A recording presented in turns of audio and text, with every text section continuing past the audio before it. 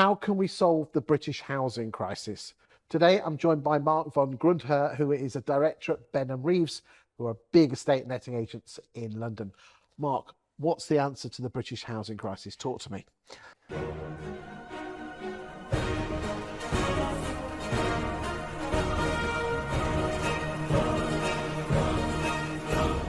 So the first thing I think we have to be clear is we have 100,000 too few homes a year being built. So one of the things that we had over the last 40, 50 years has been social housing being sold in the right to buy. I think that's the first thing. If I was sitting in Keir Starmer's shoes, I would be abolishing right to buy. We cannot keep selling social stock and not replacing it, or replacing 1 in 20 or whatever ridiculous number. You need to stop that. And I agree that's not fair for the poor people sitting there, but they have to think when they've bought it, there's nowhere for the next person to come in. So first thing, abolish the right to buy. I think that's absolutely needs to be done. And councils and housing associations should be working much closer with developers, and they should be part of the planning process. I see some really good developments going on in London where it's owned by social housing. They knock down the first block and they put up a new private block on that block, which is sold. That extra profit is shared between developer and the local council, so you can build new optimized housing. You know, because a lot of the social housing stock hasn't been touched. Let's be honest, councils don't have any money. So they haven't been able to even maintain the stock, which is in terrible state. So you need to be not only building more, you need to be investing in existing stock. I mean, these programs that go on about rogue landlords not maintaining, there's councils that don't maintain, no heating, no hot water. And that's pretty shocking. So I think, number one, abolish, as I said, right to buy. I think that should be abolished until we're on a much better footing. Secondly, we should be encouraging councils to co-develop alongside developers. And I'm not just talking about the top 5, 10 developers in the UK. I'm talking about small and medium developers. We should be doing far more. Small and medium developers, I understand, only build about 15% of the housing stock. New housing that's coming on. Why are they not building 50%? Because, you know, we should be driving them to do more smaller 20, 30, 40 home developments that give some extra stock to social. But, you know, why would you have some of the housing associations doing developments and selling all the stock? You know, when they're getting gifted stock by developers or done at a very low price, that should go into the rental market, the social rental market. And you know, 100,000 homes we're not building enough a year.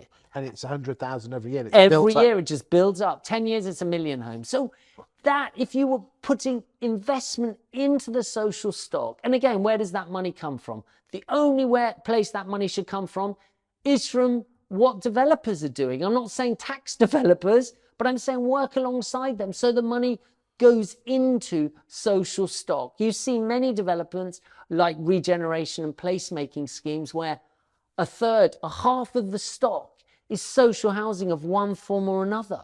But that's still not enough. And if you look at what's going on in the market, we're only encouraging build to rent, big corporate investors.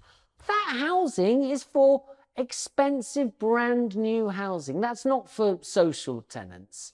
And so all you end up seeing is councils forced to pay huge rents for that kind of stock if they have to put people into private housing. If you were investing that money into letting overseas investors come in, that will mean more stock would get built if you didn't tax overseas investors so much. And there are things you can do to make them stay long term. Reduce the capital gains tax if someone owned a property over 20 years. If you did that, you'd encourage long-term ownership. If you had a small tax break, not a big tax break, keep a tenant for 10 years and you don't pay this, or you get this benefit. There are things you can easily do, little steps, but at the moment, it's all councils do their own thing. There's no overarching body who's looking at saying, these guys are doing it really well. What are they doing right? These guys are not building any. What are they doing wrong?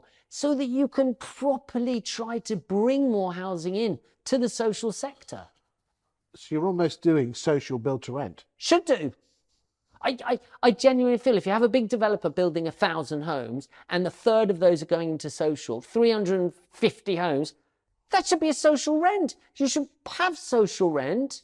And a lot of people are put off by social rent in a new development, in a large development, because they say, oh, the type of people you get in social rent. What they found from studies over the years is when they started to integrate it, people take care and they love their homes. They're not, awful people. They need to be in that development. So the costs are shared. And actually, I see that in these large developments where you've got social rented housing, but the council should not be allowed to sell that.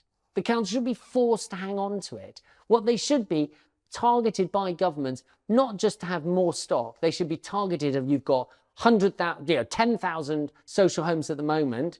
Every year you should be adding 5% on, 2% on, 10% on, something on, not net negative, which is you're still seeing today. And that primarily is in expensive areas, right in central London. Of course, if you have a council home and you can buy it for a discounted price, it's going to be worth more money.